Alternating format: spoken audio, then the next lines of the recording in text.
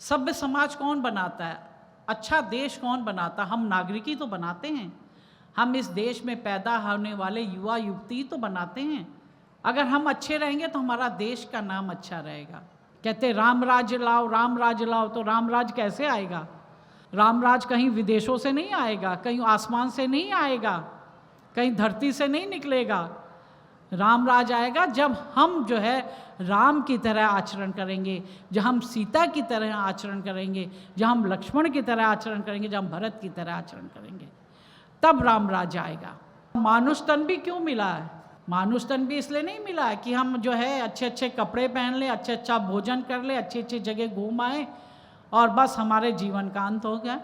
ये मनुष्य तन इसलिए मिला है कि इस मनुष्य तन को पाकर ही हम ज्ञान को प्राप्त कर सकते हैं, सच्चे ज्ञानी गुरु महाराज को प्राप्त कर सकते हैं। तो इसलिए अगर चाहते हो कि हमारे हृदय रूपी खेत में जो बीज लगा हुआ है वो फले फूले, वो हरा भरा हो, तो नित्य उसमें जो हमें सत्संग रूपी वर्षा भी डालनी है और सेवा रूपी खाद भी डालनी है।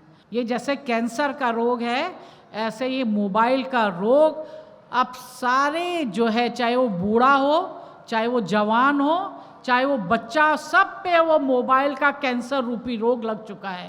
पहले तो नारियां को कहते थे बड़ी पतिव्रता होती नारियां। सावित्री तो यमराज से भी अपने पति के प्राण को ले आई थी। लेकिन ये कलिकाल का प्रभाव देखो, आपने देखा होगा, नीले ड्रम की कहानी तो सबने सुन ली होगी कि कैसे पत्नी ने अपने प्रेमी के साथ मिलके अपने पति को काट के नीले ड्रम में भर दिया। तो ये सब क्यों हो रहा है? क्यों हो रहा है कि आज हम अध्यात्म से दूर होते जा रहे हैं और भौतिक जगत में हम फंसते जा रहे हैं। सब चीज़ों के लिए समय है, पिक्चर देखने के लिए समय है, नाटक देखने के लिए समय है, शादी ब्याह के लिए समय है, दोस्तों के साथ घूमने के लिए समय है, इधर उधर फालतू बातों करने के लिए समय है, लेकिन सत्संग के लिए समय नहीं है। महात्मा गण, बाई गण तथा दूर दूर से आए हुए सभी भगवत भक्तों, आज हम सब लोगों के लिए ये बड़ा हर्ष का दिन है कि आज हम सब लोग बिहार के गया जी में सद्भावना सत्संग समारोह का आयोजन कर रहे हैं और इतनी अधिक संख्या में प्रेमी भक्त समाज यहाँ उपस्थित हुआ है। एक बहुत लंबे समय के बाद इतनी अपार संख्या में भक्त समाज यहाँ देखने को दृष्टिगोचर हो रहा है। यहाँ आके तो ऐसा ही लग रहा था कि जैसे हम लोग सिलीगुड़ी या आसाम के प्रोग्राम में बैठे हैं। आप सब लोग भी सिलीगुड़ी गए होंगे, आसाम गए होंगे, तो वहाँ भी ऐसा ही भक्त समाज उपस्थित रहता है। और एक बहुत लंबे अंतराल के बाद बिहार में एक बड़ा प्रोग्राम का आयोजन हो रहा है। पहले तो बिहार में कई प्रोग्राम होते रहते थे। आज ही दिन में महाराज जी कह रहे थे कि ऐसा कौन सा स्थान बिहार में होगा जहां मैं नहीं गया हूँगा। इस बिहार का तो चप्पा चप्पा मैंने घूमा हुआ है। और बात भी सही है। हम लोग भी ये सुनते थे कि भाई बिहार में पहले बहुत महाराज जी प्रोग्राम करते रहते थे, वहाँ पे भ्रमण करते रहते थे। और हम लोग भी जब जब जहाँ जहाँ गए वहाँ पे भी हमने अपार भक्त समाज देखा। और ये बात दिल्ली में भी हो रही थी बार बार कि अरे वहाँ तो बहुत लोग आएंगे, बहुत लोग आएंगे। हमने कहा हाँ, बिहार में तो पूरा भक्त समाज वहाँ टूट पड़ता है, तो वहाँ तो आएंगे बहुत लोग। और हुआ भी यही। यहाँ पे इतना भक्त समाज एकत्रित हुआ और बाई जी, महात्मा जी और सभी प्रेमी भक्तों ने जिसने भी यहाँ इस प्रोग्राम को सफल करने के लिए अपने सहयोग दिया, उनकी मेहनत भी रंग लाई। और मेहनत का ही ये परिणाम है कि आज आपके गया जी में इतना बड़ा एक भव्य प्रोग्राम हो रहा है। आज तो हमारे घर में अगर कोई 4 मेहमान 2 दिन के लिए आ जाए तो आदमी फुसफुस अपने फुसफुसाहट करने लगता है कि ये मेहमान कब जाएगा। है, महंगाई का दौर है, आज अपने बच्चों का पालन पोषण करना बड़ा भारी पड़ता है, और ऊपर से मेहमान आ जाए तो बहुत ही भारी पड़ता है। लेकिन यहाँ पर देखो कितने असंख्य लोग आए हुए हैं, कितनी आपकी व्यवस्था कर रखी है रहने की, आपके भोजन की, भंडारे की। तो क्योंकि भोग लगाने के लिए जब थाल आता था तो कितने तरह के व्यंजन बने रहते थे, हलवा भी है, खीर भी है, तो पूरी भी है, मटर पनीर भी है, सब्जी भी है, क्या क्या नहीं है। तो सारी व्यवस्था हो रखी है आप लोगों के लिए, क्योंकि ये कहा गया कि यहाँ बहुत ठंड है। रामू भी कहने लगा कि जितना टेम्परेचर देहरादून का है उतना टेम्परेचर गया का दिखा रहा है। हम लोगों ने भी अटैची में सारे गर्म कपड़े भर लिए कि वहाँ तो बहुत ठंडा है। बाई जी ने भी कहा बहुत ठंडा है, लेकिन जब यहाँ आए तो ठंडी गायब थी। दिन में तो स्वेटर किसका नाम ही नहीं है लेने का, रात को भी हल्की सी ठंड है, ज़्यादा ठंड नहीं है। तो देखो ये होती गुरु महाराज की कृपा। गुरु महाराज ने कहा कि देखो पहले तो आपको पहले नवंबर 1-2 नवंबर का प्रोग्राम दिया गया था, लेकिन यहाँ चुनाव आ गए और चुनाव के कारण इसकी डेट को आगे करना पड़ा। तो ये डेट आप लोगों को मिली दिसंबर में तो ठंड हो ही जाती है। लेकिन गुरु महाराज ने कहा नहीं, मेरे भक्त आ रहे हैं और मेरे भक्तों को ठंड नहीं लगनी चाहिए, तो ठंडी जो है गायब करवा दी। और इतना सुहाना मौसम हो रखा है कि इतनी ठंड तो थोड़ी थोड़ी ठंड तो अच्छी लगती है। तो ये जो है आपकी ठंड भी भगा दी और कितना सुंदर सुहाना मौसम रहा। और सब ने यहाँ पे जितने भी सहयोग किया वो सब लोग जो है बधाई के पात्र हैं, जिनके सहयोग से ये सारा कार्यक्रम इतनी सुंदर तरीके से संपन्न हो रहा है। और आपकी सेवा से प्रसन्न होकर ही महाराज जी ने देखो यहाँ घोषणा कर दी कि हम हर साल बिहार आएंगे। और बिहार से तो महाराज जी का तो प्रेम है ही, और वो प्रेम का ही कारण है कि आपके लिए देखो पटना में कितनी बड़ी ज़मीन महाराज जी कर रहे हैं। वो किस लिए कर रहे हैं? इसीलिए कर रहे हैं कि एक अगर पटना में एक बड़ी जगह हो जाएगी, अपनी जगह हो जाएगी, तो हमें किसी सरकार की तरफ नहीं देखना पड़ेगा, किसी ग्राउंड के मालिक की तरफ नहीं देखना पड़ेगा, उस पर डिपेंडेंट नहीं रहना पड़ेगा कि वो जब हमें ग्राउंड देगा तब हम प्रोग्राम करेंगे। इसलिए जब अपनी ज़मीन है तो जब चाहे हम वहाँ प्रोग्राम कर सकते हैं। अभी तो ज़मीन हुई है, फिर उसमें जो है निर्माण भी होगा। तो अब बाई जी वहाँ पे निर्माण शुरू करेगी, तो आप सब प्रेमियों का ये कर्तव्य बनता है, ये फर्ज बनता है कि उस निर्माण में अपना पूरा से पूरा सहयोग करें, क्योंकि ये सारी जो तैयारी हो रही है वो आप लोगों के लिए हो रही है। यहाँ बिहार के जो प्रेमी हैं उनके लिए हो रही है कि वहाँ जो है बड़ा एक आश्रम बनेगा, वहाँ हर साल प्रोग्राम होगा। तो उसको लाभ किसको मिलेगा? उसका लाभ मिलेगा आपके बिहार में रहने वाले लोगों को, आपके आने वाली पीढ़ी को, आपकी भावी पीढ़ी को, आपके बच्चों को। क्योंकि आज हम देख रहे हैं समाज कितना बिगड़ता जा रहा है, कितना भयावह ये समाज होता जा रहा है। आप टीवी देखते होंगे, आप समाचार पत्र पढ़ते होंगे, आप लोगों से सुनते होंगे कि कितना ये समाज बिगड़ता जा रहा है, कितनी घटनाएं यहाँ पे हो रही हैं जो आदमी कभी सपने में भी नहीं सोचता था कि ऐसा हो सकता है। लेकिन वो भी आज इस धराधाम में हो रहा है। आपने देखा होगा, पहले तो नारियां को कहते थे बड़ी पतिव्रता होती नारियां। सावित्री तो यमराज से भी अपने पति के प्राण को ले आई थी। लेकिन ये कलिकाल का प्रभाव देखो, आपने देखा होगा, नीले ड्रम की कहानी तो सबने सुन ली होगी कि कैसे पत्नी ने अपने प्रेमी के साथ मिलके अपने पति को काट के नीले ड्रम में भर दिया, कैसे मार दिया।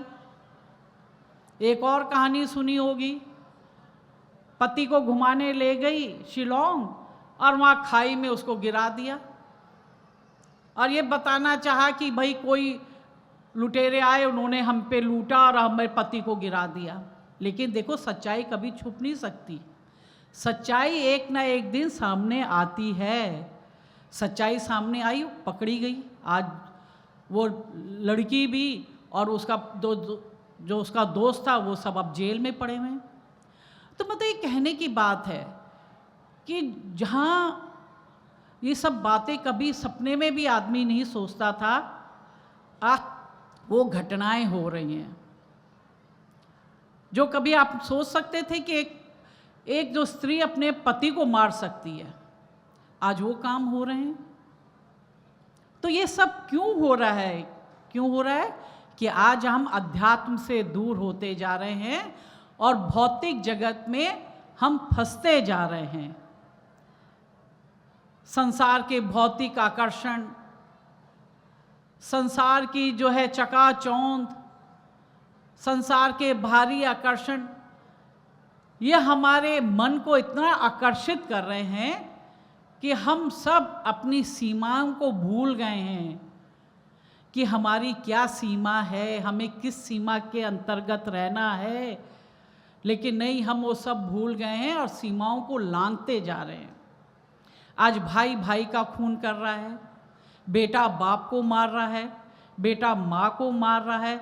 जिस माँ ने बेटे को जन्म दिया वही बेटा आज माँ का कातिल बनता जा रहा है। तो ये सब क्यों हो रहा है? क्योंकि अध्यात्म के लिए हमारे पास समय नहीं है, धर्म के लिए हमारे पास समय नहीं है। आज समाज में अगर कहो कि सत्संग का आयोजन हो रहा है, सत्संग का कार्यक्रम हो रहा है, संत महात्मा आ रहे हैं, सत्संग में चलो, तो 100 तरह के बहाने आदमी बना लेता है। नहीं जी, हमें फुर्सत नहीं है, हमारा तो बहुत काम है, हमें तो वहाँ जाना है, हमें तो यहाँ जाना है। सब चीज़ों के लिए समय है। पिक्चर देखने के लिए समय है, नाटक देखने के लिए समय है, शादी ब्याह के लिए समय है, दोस्तों के साथ घूमने के लिए समय है, इधर उधर फालतू बातों करने के लिए समय है, लेकिन सत्संग के लिए समय नहीं है। और जब सत्संग के लिए समय नहीं होगा, अध्यात्म से नहीं जुड़ोगे, गुरु महाराज से नहीं जुड़ोगे, आश्रम से नहीं जुड़ोगे, तो यही परिणाम होगा कि हम सब जो है अध्यात्म से दूर होते जाएंगे और भौतिक आकर्षणों से हम उसमें फंसते जाएंगे। इसीलिए गुरु महाराज जी आपके लिए जगह जगह आश्रम इसीलिए तो बनाते हैं कि आप आश्रम बन रहा है, आप आश्रम में आइए, वहाँ सेवा करिए और कम से कम हफ्ते में एक दिन, जो इतवार का दिन आश्रम में सत्संग होता है, उसमें ज़रूर जाइए। आज के जो नौजवान हैं वो क्या कहते हैं, अरे भाई जी हमें एक ही दिन तो मिलता है, एक ही दिन तो मिलता है, हम जब दोस्तों के साथ हम घूम सकते हैं, हम पिक्चर जा सकते हैं, हम इधर उधर घूम सकते हैं, हम मटर गश्ती कर सकते हैं। अब वो समय भी हम सत्संग में दे दे तो हम क्या, बाकी समय हम ये सब काम के लिए कब हमें समय मिलेगा? तो यही सब चीज़ें जो हैं बढ़ती जा रही हैं। कल जैसे शरदे जी बता रहे थे, मैं गई हैदराबाद, विजयवाड़ा गई, तो वहाँ जो है माताएं बहनें जितने पुराने प्रेमी हैं, लेकिन बच्चे नहीं आ रहे हैं। कह रहे माता जी आते ही नहीं हैं, कहते हमें तो एक दिन मिलता है संडे का, हमें तो उसमें घूमेंगे। और जो है जूम में जो है हम सत्संग करते, मैं कहा जूम में करने से फ़ायदा क्या, तुम ही जो महिलाएं हैं वही सत्संग सुन रही हो, तो तुम आश्रम में भी आके सुन रहे हो, इससे फ़ायदा क्या? जब तुम अपने घर में अपने बेटे बहुओं को आप इस मार्ग में नहीं लगा पा रहे, तो तुम अपने आपस में तुम कितने सत्संग कर लो, उससे कोई फ़ायदा नहीं है। मैंने कहा अभी तो तुम हो, तुम्हारे घर में दीपक जल रहा है, आरती हो रही है। जब तुम एक दिन इस संसार से चले जाओगे तो इस घर में कौन दीपक जलाएगा, इस घर में कौन आरती करेगा, वो कोई करने वाला नहीं रह जाएगा। तो इसलिए जो है अपने साथ अपने बच्चे जब छोटे ही होते हैं तब उनको दरबार में लाओ, आश्रम में लाओ, एक नियम बनाओ। आप मुसलमान को देखिए, दिन में 5 बार नमाज पढ़ेगा, चाहे दुकान में बैठा होगा, दुकान छोड़ देगा लेकिन नमाज जरूर पढ़ेगा, अपने काम धंधे छोड़ देगा, नमाज जरूर पढ़ेगा, वो भी 1 बार नहीं 5 बार। क्रिश्चियन है, वो हर इतवार को अपने गिरजाघर जाता है, अपने एक मोमबत्ती जलाता है, उसकी प्रार्थना सभा में बैठता है। लेकिन हम हिंदू जो हैं, हम एक दिन जो हैं हम नहीं, आश्रम नहीं जा सकते, मंदिर नहीं जा सकते। हमें तो और कामों के लिए समय है, लेकिन मंदिर जाने के लिए, आश्रम जाने के लिए समय नहीं है। तो ये बात अपने जीवन में अपना लीजिए कि नहीं, जो इतवार का दिन होगा, ये संकल्प करिए यहाँ पे बैठ के कि हम स्वयं भी जाएंगे और अपने बच्चों को भी वहाँ ले जाएंगे। और जब बच्चे को अच्छे संस्कार बचपन से मिलते हैं तो वही संस्कार उसके अंदर रोपित होते हैं, और बड़े होके वो भी ज्ञानी बनेगा, वो भी आश्रम में आएगा, वो भी साधु संतों की सेवा करेगा, वो भी गुरु महाराज की सेवा करेगा, और वो भी जब अच्छे मार्ग में लगेगा, धर्म के मार्ग में लगेगा, तो आगे चल के वो बुरा काम नहीं कर सकता, वो हमेशा अच्छे मार्ग में ही चलेगा।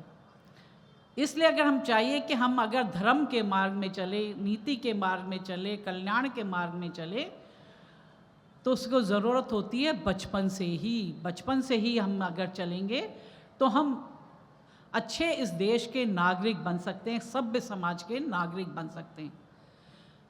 सभ्य समाज कौन बनाता है, अच्छा देश कौन बनाता है? हम नागरिक ही तो बनाते हैं।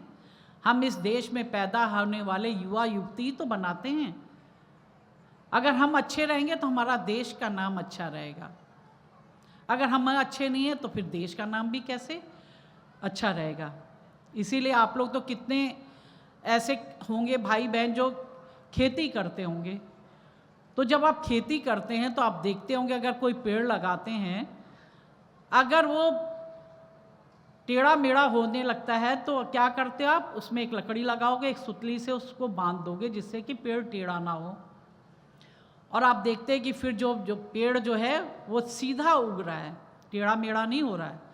और जब वो उसका तना मोटा हो जाता है तो माली क्या करता है, लकड़ी भी निकाल देता है और सुतली भी निकाल देता है, और फिर पेड़ जो है सीधा अपने आकार में बड़ा होकर बड़ा वृक्ष का रूप ले लेता है, वो टेढ़ा मेढ़ा नहीं होता। तो ठीक है, स्थिति हमारी भी है, मानव की भी है, कि हमारे बच्चे जब बचपन में उन्हें अच्छे संस्कार मिलेंगे, धार्मिक संस्कार मिलेंगे, तो वो बच्चा भी एक अच्छा बच्चा बनेगा, वो गलत दिशा में नहीं जाएगा, गलत दिशा की ओर उसके ओर कदम नहीं बढ़ेंगे, बल्कि हमेशा वो अच्छे काम करेगा, अच्छे कार्य करेगा और आपके नाम को रोशन करेगा। वो माता पिता के नाम को भी रोशन करेगा, अपने दादा दादी के नाम को भी रोशन करेगा, अपने गांव के नाम को रोशन करेगा। क्यों देखते, अगर किस गांव का बच्चा अगर बड़ा होके बड़ा ऑफिसर बन गया, अच्छा आदमी बन गया, तो क्या कहते हैं कि उसके आने से पूरे गांव में जो है जश्न मनाया जाता है, मिठाई बांटी जाती है। क्यों? क्योंकि उसने अपने गांव का नाम रोशन किया। और वही गांव का बच्चा अगर कोई किसी का कत्ल कर दे, कहीं डकैती कर दे, कहीं चोरी करे, तो वो यही तो कहते हैं, अरे वो लड़का जो था उस फला माता पिता का बेटा था, उस फले गांव का वो नागरिक था, उसने ये काम किया। इसलिए जो है आप लोग ये नियम बनाइए कि हर इतवार को आश्रम जाना है, बाई महात्मा को सहयोग करना है। और आप ये नहीं कि बाई महात्मा जी के कंधों पे कोई जिम्मेवारी आई है, आप सबके कंधों में जिम्मेवारी आई है। जो महाराज जी ने कहा है कि हम हर साल जो है बिहार में कार्यक्रम देंगे, तो उसकी तैयारी भी तो आप लोग करोगे, आप ही लोग तो तैयारी करोगे, दूर से तो कोई आएगा नहीं, दिल्ली बम्बई से कलकत्ता से तो आपकी मदद करने कोई आएगा ही नहीं। जो यहाँ के होंगे वही लोग यहाँ पे मदद करेंगे। और जो बिहार है वो तो देखो झारखंड का भी एक टुकड़ा ही है, छत्तीसगढ़ भी यहाँ से पास है, उड़ीसा भी पास है, बनारस भी पास है, सारे जो है ये सारी जगह यहाँ पे पास हैं। तो यहाँ पे सारा जो है जन समाज, यहाँ पे भक्त समाज यहाँ पे इकट्ठा हो जाता है और एक साथ उसको दर्शन पर्शन सब कुछ उसको यहीं पे प्राप्त हो जाता है। इसलिए जो है गुरु महाराज के दर्शन करने के लिए आना चाहिए। ऐसे मुझे एक दृष्टांत याद आया, सुकेत मंडी का एक राजा था, वो अपने गुरु महाराज के दर्शन करने के लिए आता है। ऐसे गुरु महाराज सत्संग कर रहे होते हैं और सत्संग में गुरु महाराज कहते हैं कि जो हमारे भाग्य का लेखा है वो कभी मिट नहीं सकता। तो राजा के मन में एक शंका उत्पन्न हो जाती है, कहता है कि अगर जब भाग्य में जो लिखा है, जो होना है वो होके रहेगा, तो फिर मेरे गुरु महाराज के पास आने का, उनके सत्संग सुनने का, दर्शन करने का तो कोई लाभ ही नहीं है। भाग्य में जो लिखा वो तो होना ही है। अब वो बैठा तो रहता, लेकिन उसका मन केवल उसी एक लाइन पे अटक जाता है कि भाई जो भाग्य में है वो तो होना ही है, उसको कोई मिटा ही नहीं सकता उसका लिखा हुआ। अब गुरु महाराज तो समझ जाते हैं कि राजा के मन में एक संशय पैदा हो गया है। गुरु महाराज तो अंतर्यामी थे ही। अब जब सुकेत मंडी का राजा रात को सोता है तो स्वप्न में क्या देखता है कि वो एक बहुत ही निर्धन परिवार में पैदा हुआ है, एक चंडाल परिवार में पैदा हुआ है और उसकी एक झोपड़ी है, टूटी फूटी झोपड़ी है, और उसकी एक शादी भी हो जाती है, एक चंडालनी से उसकी शादी हो जाती है। शादी होने के बाद उसके 3-4 बच्चे भी हो जाते हैं और वो सुअरों को जो पाल रहा है, उसके आसपास सुअर भी पड़े हुए हैं। राजा ये स्वप्न देखता है और स्वप्न देखते उसकी निद्रा टूटती है, तो एकदम से उठता है, हड़बड़ा के उठता है, पलंग में देखता है, वो तो देखता है अपने आप को, देखता है कि भाई मैं कौन हूँ, मैं वो चंडाल हूँ या मैं सुकेत मंडी का राजा हूँ। तो अपने को जब देखता है, अपने कपड़ों को देखता है कि मेरे तो रेशमी कपड़े हैं, मेरा बेड भी बहुत सुंदर है, उसमें सुंदर रजाई है, सब कुछ है, बिस्तरा है, तो उसको एहसास होता, कहते नहीं नहीं वो तो एक सपना था, मैं तो सुकेत मंडी का ही राजा हूँ। अब सुबह होती है, गुरु महाराज के पास पहुँचते हैं तो गुरु महाराज कहते हैं कि चलो भाई आज हम शिकार खेलने जाना है। राजा भी शिकार का प्रिय था, वो भी कहते कि चलिए गुरु महाराज।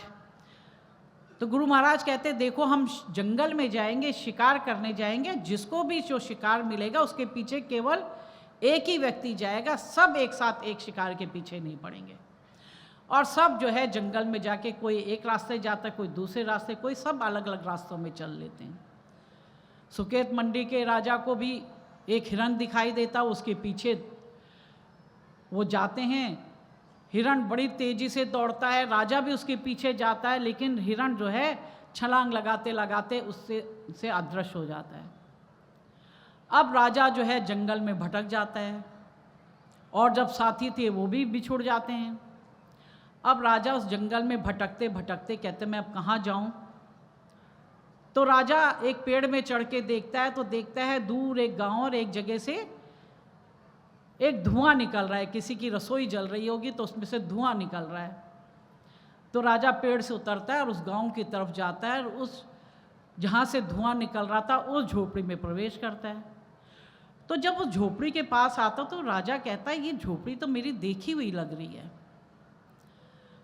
अब जो अंदर जाता है तो देखता है वहाँ चंडालनी बैठी हुई है, तो कहते हैं अरे ये तो मैंने कल रात स्वप्न में देखा था, ये तो चंडालनी मेरी पत्नी है। फिर तब तक उसके 3-4 बच्चे आ जाते हैं, वो सब कहते पिताजी पिताजी आप आ गए, आप कहाँ चले गए थे पिताजी, उससे सब लिपट जाते हैं। वहीं देखता सुअर भी वहीं बैठे हुए हैं, वो तो कहता है ये तो मेरा स्वप्न जो था यही तो मैंने कल रात स्वप्न में देखा था और ये सब मुझे आज जो है हकीकत में दिखाई दे रहा है।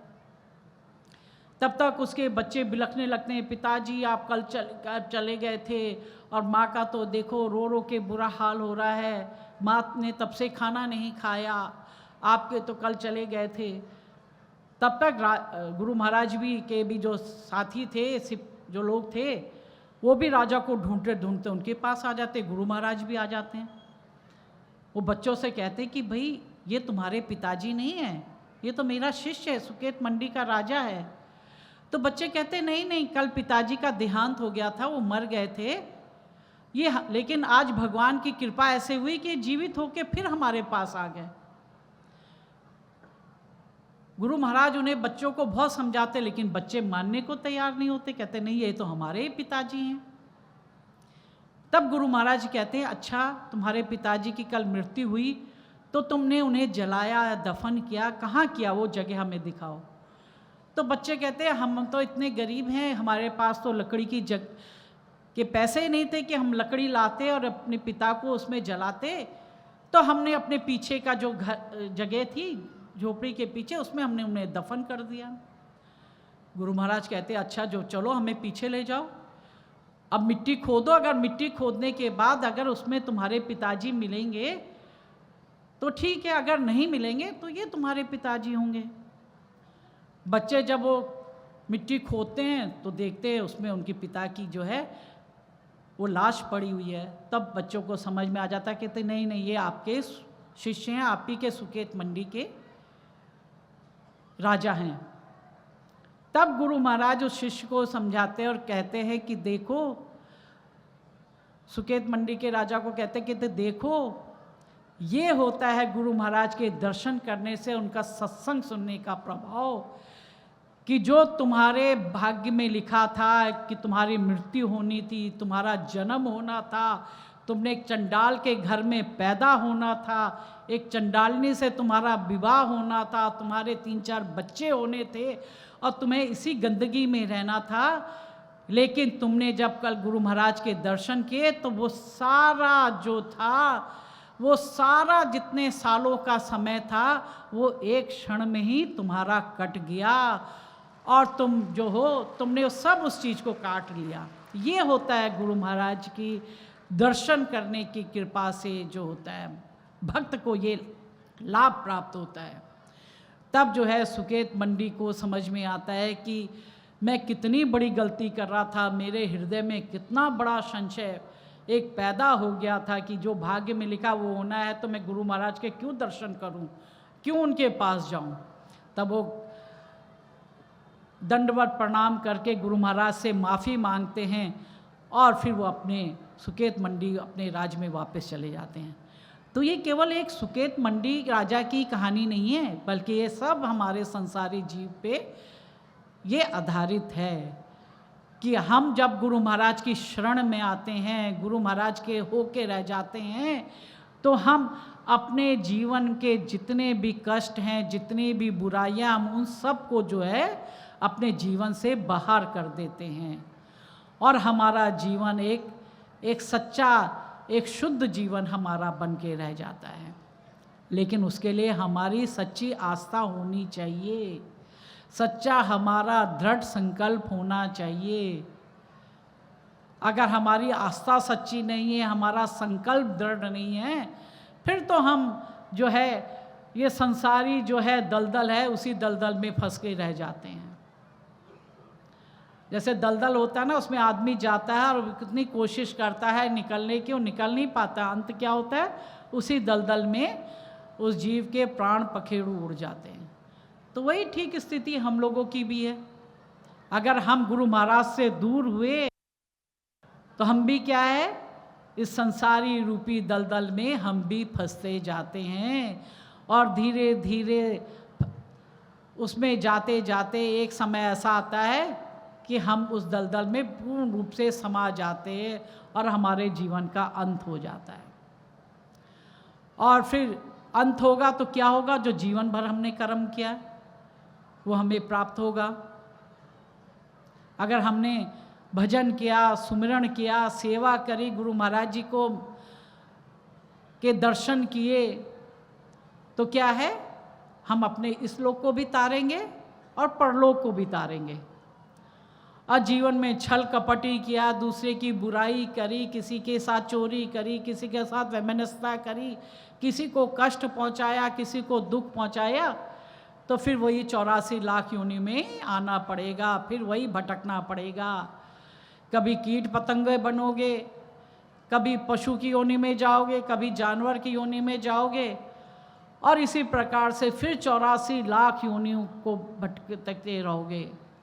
क्योंकि 84 लाख योनि को भटकने के बाद तो हमें मनुष्य तन मिला है। और मनुष्य तन भी क्यों मिला है? मनुष्य तन भी इसलिए नहीं मिला है कि हम जो है अच्छे अच्छे कपड़े पहन लें, अच्छा भोजन कर लें, अच्छी अच्छी जगह घूम आए और बस हमारे जीवन का अंत हो गया। ये मनुष्य तन इसलिए मिला है कि इस मनुष्य तन को पाकर ही हम ज्ञान को प्राप्त कर सकते हैं, सच्चे ज्ञानी गुरु महाराज को प्राप्त कर सकते हैं। इसलिए हमें जब मनुष्य तन मिला है तो हम इस ज्ञानी गुरु महाराज को प्राप्त करके इस ज्ञान को धारण करके अपने जीवन को निर्वाह करें। और ज्ञान को प्राप्त करके ये नहीं कि हमने एक बार ज्ञान ले लिया फिर तो हम दरबार में भी नहीं आ रहे हैं, बाई महात्माओं के सत्संग में भी नहीं आ रहे हैं, आश्रम में भी नहीं आ रहे हैं, प्रोग्राम में भी नहीं जा रहे, सोच लिया कि बस ज्ञान मिल गया अब तो हमारा कल्याण हो गया। नहीं, ऐसा नहीं होता। जिस प्रकार से अगर आप खेत में, बंजर खेत में बीज डाल दोगे तो उस बंजर खेत से कभी भी जो है उस बीज में से अंकुर नहीं फूटेगा, उस बीज में से एक छोटा सा पौधा नहीं निकलेगा, उस पौधे में से एक बड़ा वृक्ष नहीं बनेगा और उस वृक्ष में से आपको ताजे अच्छे फल नहीं मिलेंगे। ठीक है, स्थिति जीव की भी है। हमने ज्ञान तो प्राप्त कर लिया लेकिन हमने उसमें सत्संग रूपी वर्षा नहीं करी, सेवा रूपी खाद नहीं डाली, तो हमारे हृदय रूपी खेत में वो बीज, ज्ञान रूपी बीज जो है वो वहीं पे समाप्त हो जाएगा। वो फलेगा फूलेगा नहीं, वो पनपेगा नहीं। तो इसलिए अगर चाहते हो कि हमारे हृदय रूपी खेत में जो बीज लगा हुआ है वो फले फूले, वो हरा भरा हो, तो नित्य उसमें जो हमें सत्संग रूपी वर्षा भी डालनी है और सेवा रूपी खाद भी डालनी है। उसके लिए ज़रूरी है कि हम नित्य आश्रम में जाए, साधु संघ के साथ में रहे, जहाँ गुरु महाराज का प्रोग्राम होता वहाँ जाए, दर्शन करें। और दर्शन करने के से जो हमारे हृदय में, जो समाज में रहते रहते हमारे अंदर जो गंदगी भर गई है, जो धूल भर गई है, जो कुरीतियाँ भर गई हैं, जो बुराइयाँ भर गई हैं, वो गुरु महाराज के दर्शन करने से, उनका सत्संग का श्रवण करने से सारी गंदगी, सारी धूल, सारी बुराइयाँ, सारी कुरीतियाँ वो स्वतः ही साफ हो जाती है और हमारा हृदय फिर से साफ, स्वच्छ, निर्मल हो जाता है। इसलिए चाहते हो कि हमारा जीवन हमेशा साफ, स्वच्छ, सुथरा, निर्मल बना रहे, तो नित्य गुरु महाराज के दर्शन का लाभ प्राप्त करना चाहिए, उनका सत्संग का श्रवण करना चाहिए। तभी तो देखो गुरु महाराज कितनी बार आपको कह रहे हैं कि किताबें छपी हैं नई किताबों को अपने प्रसाद के रूप में जरूर लेना चाहिए। जब भी घर में समय मिले अपने जो है आध्यात्मिक पुस्तक को अगर आप पढ़ेंगे, दरबार की पुस्तकों को आप पढ़ेंगे, सत्संग को आप लोग पढ़ेंगे, तो आपका मन भी फिर से जो है वो स्वच्छ और साफ बन जाएगा। बाई जी, महात्मा जी जो भी दूर दूर से यहाँ आए हैं, जहाँ जहाँ से आए, चाहे वो झारखंड से आए, चाहे छत्तीसगढ़ से आए, चाहे कलकत्ता से आए हैं, चाहे उड़ीसा से आए हैं, चाहे बिहार के कोने कोने से आए हैं, सब जगह आश्रम है और सब जगह बाई जी, महात्मा जी रह रहे हैं, तो आप उनको पूरा सहयोग करिए। और पहले तो बिहार से इतने जो है सेवक आते थे सेवा करने के लिए दरबार में। अभी बाई जी बता रही थी, हीरा बाई जी, कि कितने यहाँ पे बाई जी, महात्मा जी बिहार के बनते थे, सेवक आते थे। लेकिन अब जब से जो है ये टीवी का दौर आया, फिर उसके बाद ये मोबाइल का दौर आया, तो अब जो है अब व्यक्ति सेवा करना चाहता ही नहीं है। ये जैसे कैंसर का रोग है, ऐसे ये मोबाइल का रोग अब सारे जो है, चाहे वो बूढ़ा हो, चाहे वो जवान हो, चाहे वो बच्चा, सब पे वो मोबाइल का कैंसर रूपी रोग लग चुका है। अब कोई सेवा करना चाहता ही नहीं है, चाहे उसी जंजाल में पड़ा रहेगा, लेकिन नहीं, दरबार में आके सेवा नहीं करनी। पहले कितना बिहार का सेवक दरबार में आता था, सेवा करता था, इतने बड़े बड़े आश्रम बन रहे हैं। तो इतने आश्रम कैसे चलेगा? कोई मशीन तो उसको चलाएगी नहीं, कोई रोबोट तो है आपका आश्रम चलाएगा नहीं, खाना भी रोबोट आपको बना के देगा नहीं, खाना तो आपको चाहिए ताज़ा ताज़ा। लेकिन जो है सेवा नहीं करनी, सेवा के लिए तो बस नहीं। एक जगह हम प्रोग्राम में गए तो बाई जी कहने लगे, माता जी आजकल जो दरबार में अगर इतवार को सेवा करने के लिए भी आते हैं तो थोड़ी देर बाद कहते कि अरे सेवक लोग कहाँ गए, सेवा करने के लिए प्रेमी लोग आए थे कहाँ गए? तो देखे तो एक कोने में वो जो है अपने मोबाइल चला रहे होते, दूसरे कोने में दूसरा सेवक बैठे अपना मोबाइल चला रहा होता, प्रेमी लोग। मतलब थोड़ी देर भी उस मोबाइल से जो है दूर नहीं रह सकते। तो जो ये मोबाइल की जो आदत लग गई है, इसने हमको सेवा से दूर कर दिया है। और सबको चाहिए, हमें अच्छा महात्मा चाहिए, हमें अच्छी बाई चाहिए, अच्छा बोलने वाला महात्मा चाहिए। तो मैं कहती हूँ कि भाई तुम क्यों नहीं महात्मा बन जाते? तुम भी तो पढ़े लिखे हो। ये बाई जी महात्मा जी भी तो अपने परिवार से आए, इनके भी माता है, इनके भी पिता है, इनके भी भाई बहन है, सब है।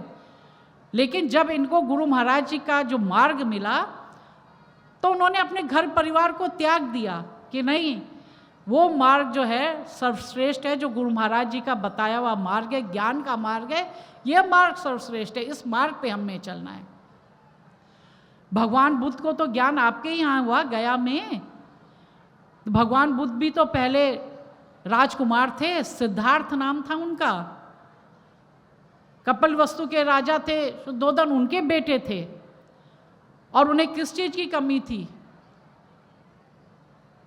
पूरा राज्य उनका था, पूरा महल उनका था, सारे सेनापति नौकर चाकर क्या नहीं थे, धन धान्य किसी चीज की कमी थी उनके पास? किसी चीज की कमी नहीं थी।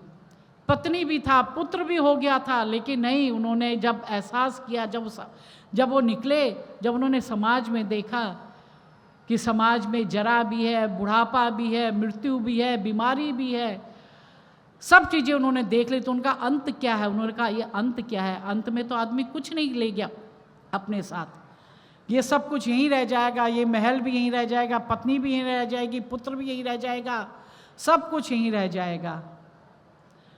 तो कहते हैं अंत में क्या साथ जाएगा? तो उसके लिए वो बैठे, और जो यहीं पे जो बौद्ध गया में आपका वृक्ष है, उस वृक्ष के नीचे वो बैठे, और जब उन्होंने बैठे और फिर जब उनको ज्ञान प्राप्त हुआ, और ज्ञान प्राप्त करके फिर उसके बाद वो भगवान बुद्ध कहलाए। अगर राजा होते तो केवल वो राजकुंवर सिद्धार्थ कहलाए जाते, और अपने ही राज्य में उनका केवल नाम होता। लेकिन जब वो बुद्ध हो गए और उसके बाद भगवान बुद्ध कहलाए, तो भारत देश ही नहीं बल्कि विदेशों में, चाहे वो जापान हो, इंडोनेशिया हो, फिलीपींस हो, लंका हो, कहाँ नहीं उनका जो है ज्ञान का प्रकाश सब जगह फैला, और सब जगह उनके अनुयायी है। आप लोग तो देखते ही होंगे, यहाँ जितना भारत देश के लोग नहीं जाते होंगे बौद्ध गया, उतना विदेशों से यहाँ लोग आते हैं। किस लिए आते हैं? कि उनको ज्ञान प्राप्त हुआ, और उस ज्ञान ने उनको भगवान बनाया। तो वही ज्ञान गुरु महाराज इस कलिकाल में आपको प्रदान कर रहे हैं। तो भाई उस ज्ञान को प्राप्त करके हम भी अपने जीवन को सुधार सकते हैं, हम भी इनलाइटेंड होके अपने देश को अच्छा नागरिक बना सकते हैं, अपने समाज को अच्छा कर सकते हैं। कहते राम राज्य लाओ, राम राज्य लाओ, तो राम राज्य कैसे आएगा? राम राज कहीं विदेशों से नहीं आएगा, कहीं आसमान से नहीं आएगा, कहीं धरती से नहीं निकलेगा। राम राज आएगा जब हम जो है राम की तरह आचरण करेंगे, जब हम सीता की तरह आचरण करेंगे, जब हम लक्ष्मण की तरह आचरण करेंगे, जब हम भरत की तरह आचरण करेंगे, तब राम राज आएगा। तो इसलिए जो है आप लोग भी अपने जीवन को एक अच्छा जीवन, एक अच्छा ज्ञानी बनाए। जो गुरु महाराज ने ज्ञान दिया है उस ज्ञान को अपने अंदर समाहित करें, और जो गुरु महाराज के आशीर्वचन होते हैं उनको केवल श्रवण ही नहीं करना है, उनको मनन करिए और उनको अपने जीवन में अपनाइए। जब हम अपने जीवन में अपनाएंगे तो हम अपने जीवन में सुधार कर सकते हैं। तो ये 2 दिन का आप लोगों को कार्यक्रम मिला, बहुत सुंदर एक कार्यक्रम हुआ। 2 दिन आपने गुरु महाराज जी के, श्रद्धे जी के और दूर दूर से आए हुए संत महात्माओं के विचारों को सुना। उन सद्विचारों को अपने जीवन में अपनाइए, अपने जीवन में अपने कर्मों में उनको ढालिए, क्योंकि जब तक हम कर्मों में नहीं ढालेंगे हम जो है सच्चे ज्ञानी नहीं बन सकते।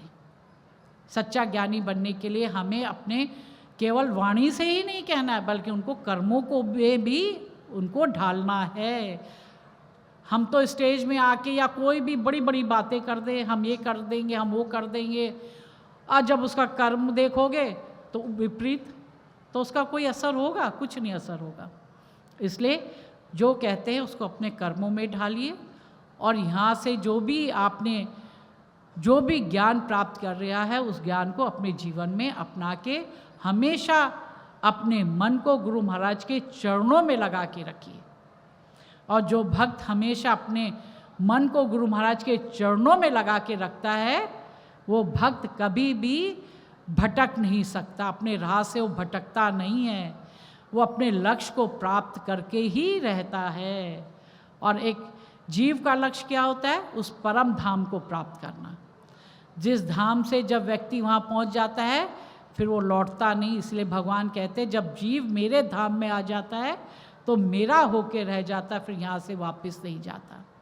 तो हमारी भी यही इच्छा होनी चाहिए कि हम उस परम धाम को प्राप्त करें और उस परम धाम को के उसी जो है उसी परमात्मा के ही एक हम अंग बन के रह जाए, उन्हीं का एक अंश बन के रह जाए। इसलिए आप लोग जाइए, अपने अपने शहरों की ओर जाइए, अपने अपने गाँव की तरफ जाइए और वहाँ पे इस मानव धर्म के ज्ञान का प्रचार और प्रसार करिए, गुरु महाराज के ज्ञान का प्रचार प्रसार करिए। भाई जी महात्मा जी को जो है पूरा सहयोग करिए उनके ज्ञान के प्रचार और प्रसार में। और एक बहुत भव्य, देखिए यहाँ भी आपके गया जी में इतना सुंदर आश्रम बन गया। आश्रम तो काफ़ी साल हो गए थे बने हुए, लेकिन जो है समय अब मिला उसका उद्घाटन करने का। तभी तो कहा कि मन इच्छा होत नहीं, हरि इच्छा तत्काल। आप मन में कई चीज़ें सोचते रहते, होता नहीं, लेकिन जब प्रभु की इच्छा होती तब होता है। तो ये अभी होना था, तो ये अब हो गया है। तो आप लोग यहाँ पे आइए और इसकी देख रेख करना ये प्रेमियों का काम होता है। भाई जी महात्मा जी प्रचार करने के लिए हैं, सत्संग करने के लिए, वो सत्संग में जाएंगे। ये नहीं कि अब चौथा मंजिल का तो इतना बड़ा आश्रम बन गया, अब आप लोग आश्रम में आओगे नहीं तो उसकी साफ़ सफाई कौन करेगा? अगर बाई जी साफ़ सफाई करती रहेगी तो फिर प्रचार कब करेगी? तो इसलिए आप लोग अपनी ड्यूटी लगाइए कि हमें आश्रम में जाना है, उसकी देख रेख करना, साफ़ सफाई रखना, ये आप लोगों का कर्तव्य है। और प्रत्येक इतवार आके वहाँ पे और अपने घरों में भी, अपने आसपास, अपनी सोसाइटी में, अपने समाज में, अपने पार्क होगा, आपके घर के पास मंदिर होगा, वहाँ पे आप लोग जो है सत्संग कराइए, जिससे कि आपके हृदय में तो वो ज्ञान रूपी दीपक प्रज्वलित हो गया है, लेकिन अभी ऐसे असंख्य लोग हैं जिनके हृदय अभी भी अंधकार में हैं, उनके हृदय में अभी भी वो ज्ञान रूपी दीपक प्रज्वलित नहीं हुआ। तो आपकी ये इच्छा होनी चाहिए कि उनके हृदय में भी वो ज्ञान रूपी दीपक प्रज्वलित हो, ये आपका प्रयास होना चाहिए। इसलिए आप खूब भजन करें, खूब सुमिरन करें। सबको मेरा दुआ आशीर्वाद।